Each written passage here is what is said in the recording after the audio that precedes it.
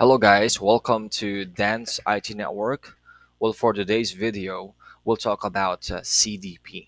Okay, CDP stands for Cisco Discovery Protocol. All right, and the um, purpose of the CDP, well, it is a feature in Cisco devices. All right, um, to share information about themselves. Okay, well, as long as they are directly connected to each other, then they can share information. While if they are not connected to each other, then they wouldn't be able to do that. All right. And again, they should be all Cisco devices. Let's say if we want to use the CDP, uh, they should be Cisco devices and they should be directly connected to each other. Okay, to share CDP. All right. So let's view this router, and I'll hit enter, type enable, and let's view the CDP by typing show CDP. Okay. Well, basically, the CDP is on by default on the Cisco devices. Okay, they're on. All right, and they're sending CDP packets every 60 seconds. All right, which is from this router to this device. Okay, and same as also to this switch, it is sending a CDP information. All right, and for this router, the switch and the switch. Okay, and second thing is it is sending a hold time value of 180 seconds. So meaning is the CDP information that it knows about, it will hold it for 180 seconds, and then after 180 seconds, it will let it go. Okay, so let's view the um, neighbor device, okay, Cisco device on this router. So let's pretend that we don't know that the switch is connected to this router. All right, so let's do that. I'll type here show CDP neighbors. I'll hit tab, okay, and then enter. Go.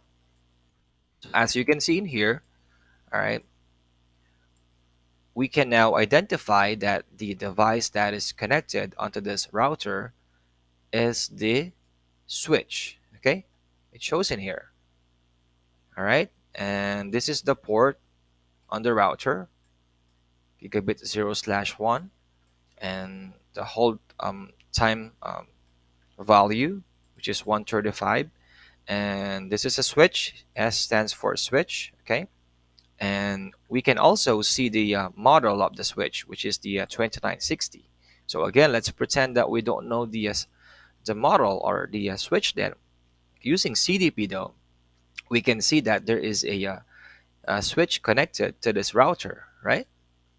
And the port that the switch is using to connect to the router is the fast Ethernet 0/1.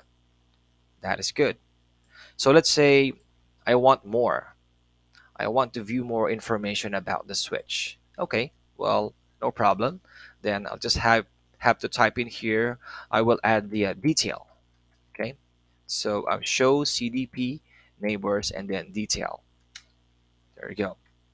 So this is the last command that we execute. So by here, all right, we can see the platform, right, the model of the switch, which is Cisco 2960, and we can see the interface, which is the gigabit 0/1. So port ID, it says in here outgoing port. All right, so this is the fast Ethernet 0/1. So to reach the router, this is the outgoing port. Okay, going to the router. Okay, and one important thing is we can see the iOS of the switch itself. Okay, this is the iOS file. All right, and it's good. Okay, so what if let's say I want to disable the CDP? It's because most IT people believe that if the a CDP is running on the router and switches, it's actually sucking a bandwidth. All right, because it is sending a updates, all right, or CDP every 60 seconds, right? So um, some of them are turning it off, all right, to save bandwidth. So let's try that. I'll open up this router, and then I'm in a privilege mode. So I'll go to the COMT to go to the global config modes. Let's say I want to um, turn off the CDP on all of the ports, okay, on this router.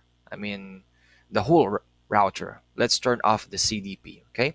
Well, I can type here, no CDP run, okay? And I'll hit enter.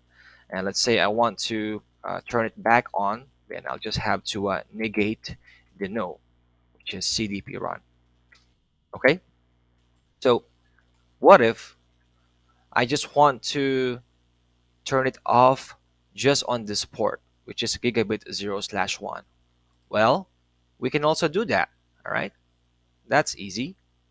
So all we have to do is to go to the interface port, which is the gigabit 0/1, okay? I'll do that. Internet gigabit 0/1, okay? And if I want to disable it, I just need to execute this command. No CDP space enable, okay? That's it. Let's say I want to turn it back on. I just have to negate the no, and then let's say I change my mind, right? I want to turn it back on. It's on. Okay. So let's view the this switch. Let's pretend that we don't know that there are two routers connected to the switch. Okay. So I'll open up the switch. I'll hit enter to get started. Type enable to go to the privilege mode, and I'll type here show CDP and then neighbors. Okay, and there you go. So we can actually see the there are two routers connected to the switch. Okay, so the first router, it says in here the fast Ethernet 0/1.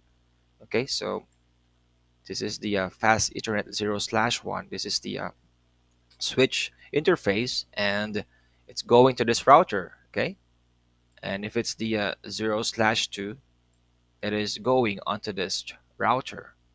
All right, so this is the hold time value.